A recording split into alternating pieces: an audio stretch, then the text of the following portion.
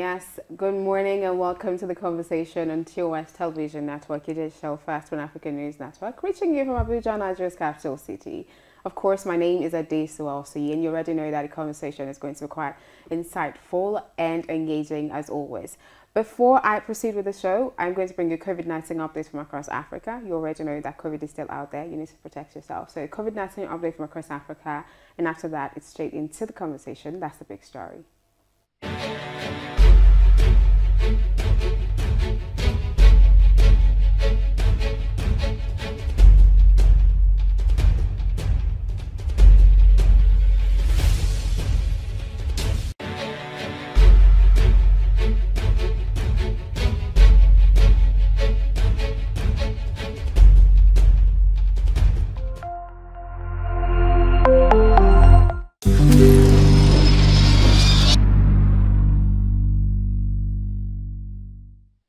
You're still watching the conversation on TOSTV Network. As I always tell you, you have to be part of the conversation.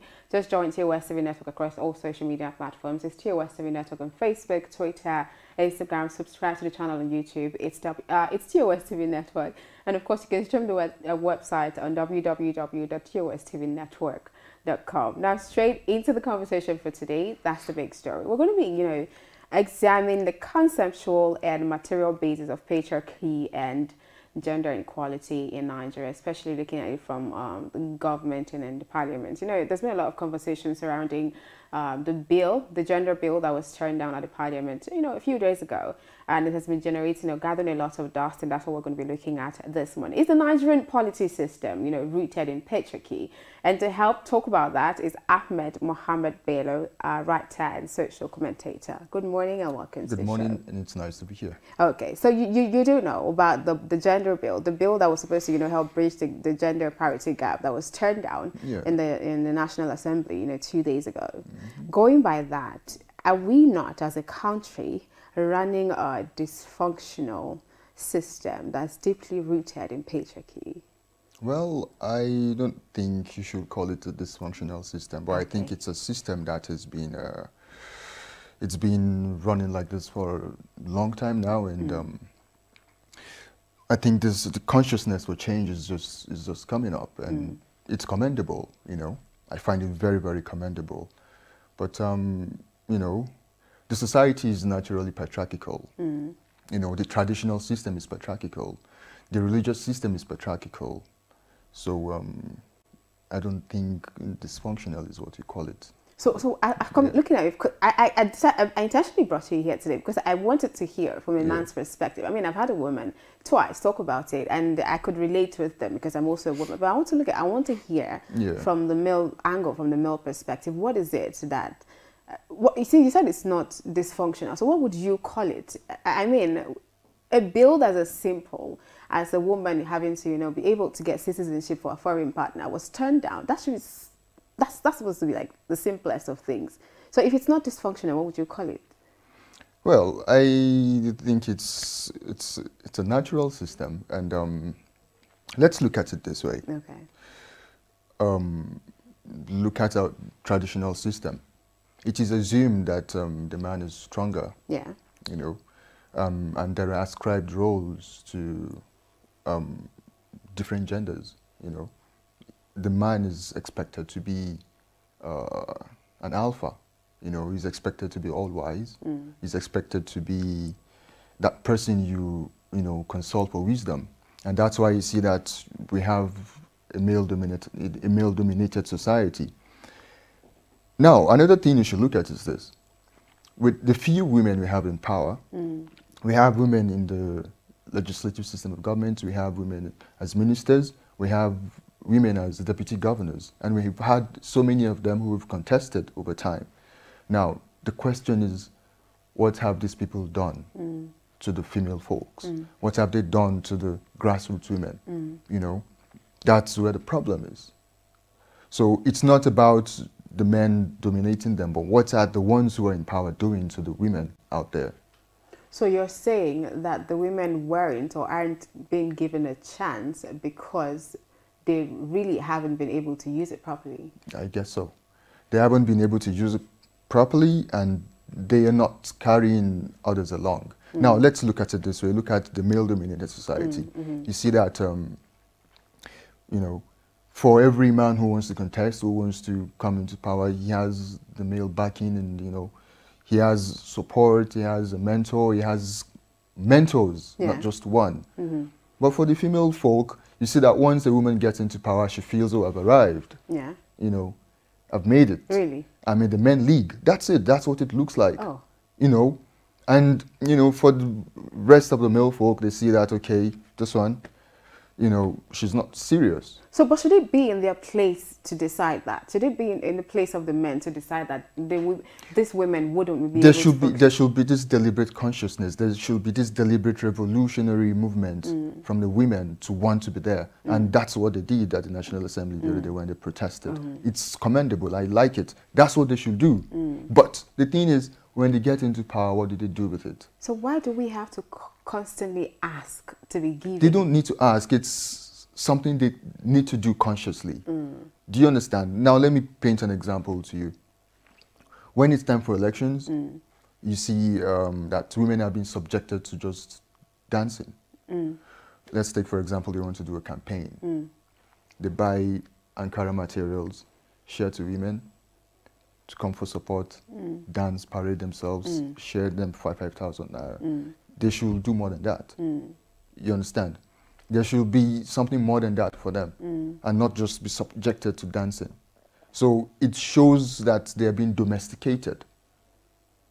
I don't know if you get it. I do, I'm following. Yeah, they're being domesticated to certain activities. Okay. So while the men rule, you know, the men are in the peak of power, the women are being subjected to, you know, certain activities. Okay.